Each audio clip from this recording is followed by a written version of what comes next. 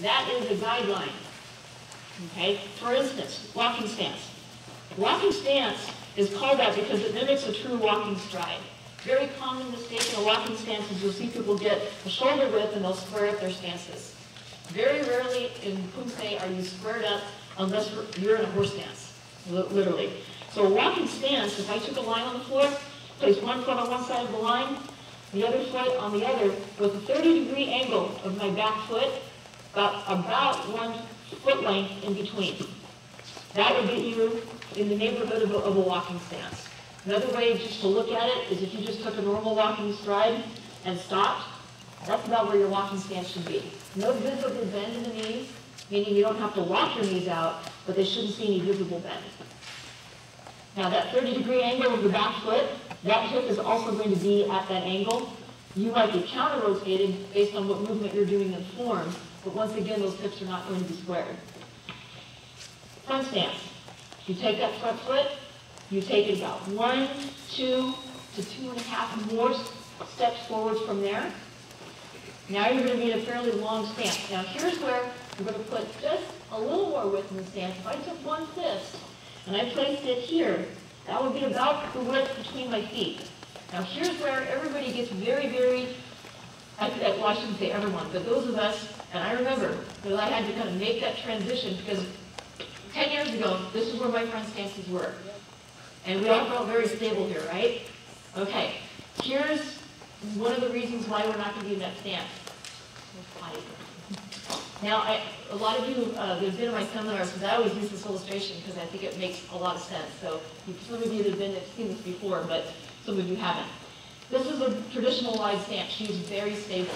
And this is where, if I push on her from the sides, she's pretty stable.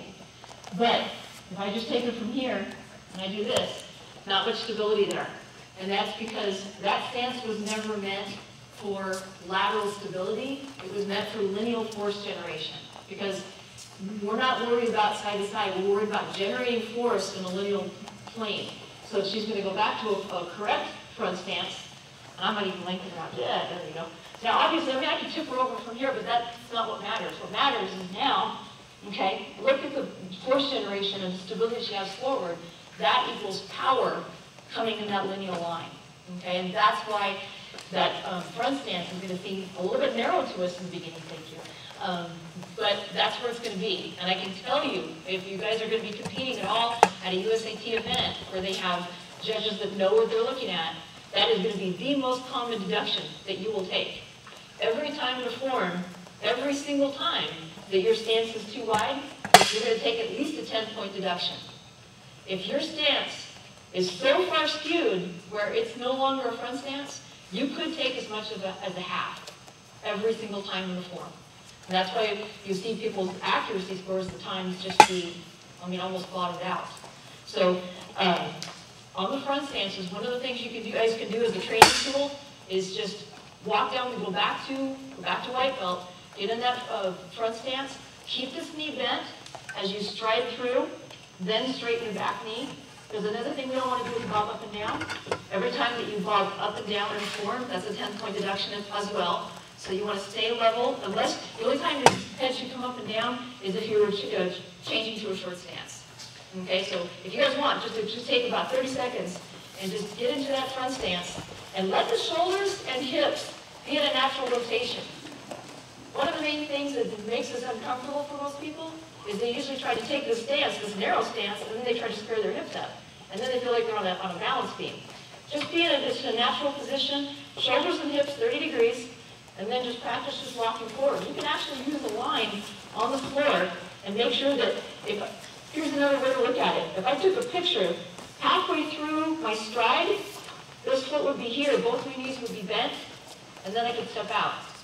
And you could actually, if you have students who are having difficulty, you could actually have them stop and then step. And then just take the stop out. And then just stride through the movement. Okay? Go ahead and try that just for, like I said, just about 30 seconds.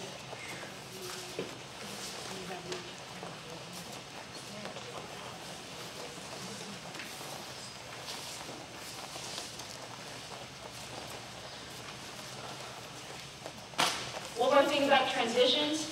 While we're practicing this, don't drag your feet. Sometimes make noise on the mat a little bit, that's not a big deal. But when it's an obvious, and I can't make too much noise on this mat, but some of the puzzle mats make a lot of noise, and you're dragging your feet, that's a 10-point deduction every time as well. So make sure that you're picking your foot up just enough to clear the floor, and then land toe heel, because if you land with a lot of noise, you're going to plop your foot down, and they look at that as a possible, like a stomp that you put in the form. That could be as much of a half-point deduction. So land softly, like a ninja. Okay, back stance. Okay, now, what I want you guys to do is to get to a back stance, put one foot, the foot that's going to be forward is straight, the foot that's going to be in the back, place the heel to the side of that other heel. Now that's 1 foot length, there's 2, there's 3. Another way to put it, use a line on the floor, one heel on one side, one foot on the other. Okay, now, here's where, and it is 2/3 weight back. Make sure both your knees are pointed over the insteps. Don't bend the back knee in or turn the body at a weird angle. Just keep it here. Here's where the foot length is just a gauge, because we all have athletes that come in different dimensions. And, well, for instance, at our school, one of our athletes has got really, really long legs, and she's got these little short feet. So if she uses that measurement, her back stance is going to look like this. So her measurement is actually longer because we're looking at dimensions of the legs, okay? The back knee should be pointed, and it should be bent about over the ball of the foot, and the front shin should be about straight up and down. That would be another way to look at that back stance. So when you're training yourself and your other students, don't be afraid to make some adjustments based on what just is aesthetically looking better versus worrying about actually measuring those feet, because that is just a gauge. Okay, horse stance. Here's another one that's going to get adjusted based on the angle of the shins. Technically, it's 1, 2 foot lengths. But if you look, okay, once again, everybody's got different length legs. The angle of the thighs is going to come down at an angle. The angle of the shins should be straight up and down. If you get in here where it's too narrow, or it looks too narrow, it probably is. However, if you get so wide that you get an angle of the shins, that's too wide. Okay, so use that 2 foot length as a gauge. Make sure that your knees are pointed over the insteps so that this has an angle, this is straight.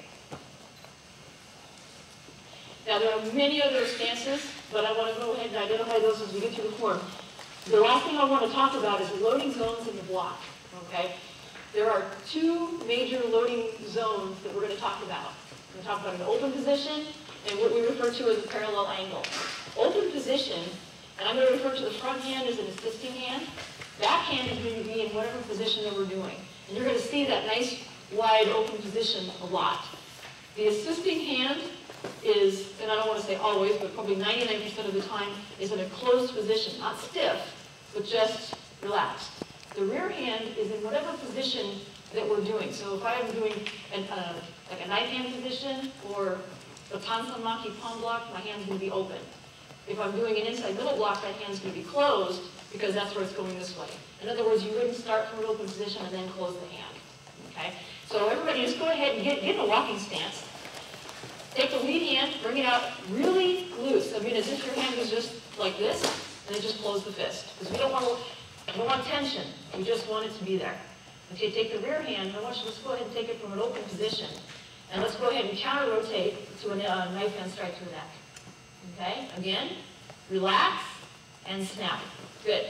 And this is going to go smooth, power. That's it. Loading positions should be relaxed and smooth. May even seem a little slower. That's okay. Smooth and then power. Yes? Where does the hand that goes back go? Oh, good question. Very good question. It goes to the belt. If you looked at a poom belt, okay, you know, the red and black, imagine your fist covering the top half of that belt. And they're going to, oh, and by the way, they are going to get a lot more stickier about that. If it's too low, if it's below the belt, that's a 10th. If it's up here, it's a 10th. If it's way up here, it's a half. So it's right at the top of the belt. Now, from here, you can go ahead and practice that a couple times. An inside middle block will be the same way. This hand is closed. Now, one of the things, and the tension-wise, you don't want to have this hand back like this. If everybody take your arm and bend it I want you to touch your bicep and feel how much tension is there. Now relax it. You feel that muscle relax? That's what's part of going to let it be explosive, because you can't create explosive energy from a tense position. So let that arm relax, and don't swing it behind you, just let the shoulders open up. And then go ahead and give me an inside middle block. Inside middle block should cross center line and not higher than shoulder level. Okay, now there's a lot of open positions from there. Parallel angle. If you took, go ahead and close your hands and just be in a natural stance. One hand at the shoulder, one hand at the hip.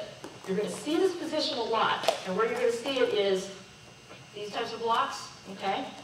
High section block, a little bit of modification, this hand might be slightly here to a low block, but it's all that basic position. Now, the parallel angle, and this part of it I believe is in your packet as well. All high-level blocks originate from the hip, okay? And here. All body level blocks will start from about the hip to body area, and they will come to the outside. Blocking comes to the outside. If it was a strike, like a back fist, it would come from the inside.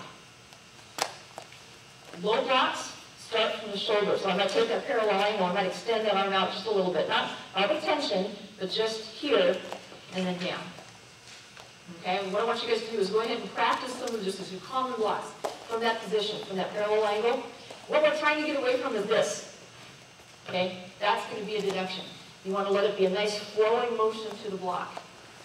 Blocking hand should pass in front of the other hand. High section block, same thing. That hand is going to pass in front, other hand comes back. Low block, extend the lower hand out a little bit more, and low block. Okay, now, here's something that you might want to write down, because if you don't have it, you might not get it. Well, I know you're not going to get it in a day. Okay, at a higher level, one of the things that we ideally want to do, and this is kind of one of those little brain teasers, is your hands should always have full rotation to the block. In other words, if I'm doing a high block, I want my hand to load my hands in a palm-to-palm position, because my bottom hand is going to rotate all the way up, and my top hand is going to rotate all the way down. So it would be palm to palm. If it's a low block, bottom hand is going to be palm down, upper hand is going to be palm in, because I want full rotation with both hands. Outside middle block, palm to palm, because this one rotates out, this one rotates down. And sometimes we forget, and we'll have our hands in all kind of different positions. So that's why I say, just write it down and just know that when you're practicing your forms, and you're not sure which hand should be rotated in which direction, just remember, think about where you're going with it, and make sure that both have maximum rotation.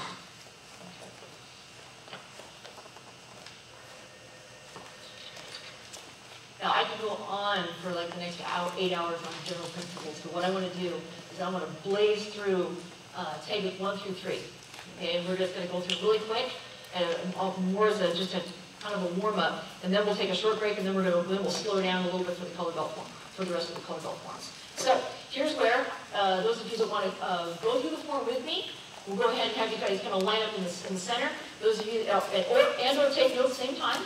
Those of you that just want to take notes, you can go ahead and do it kind of from the sides.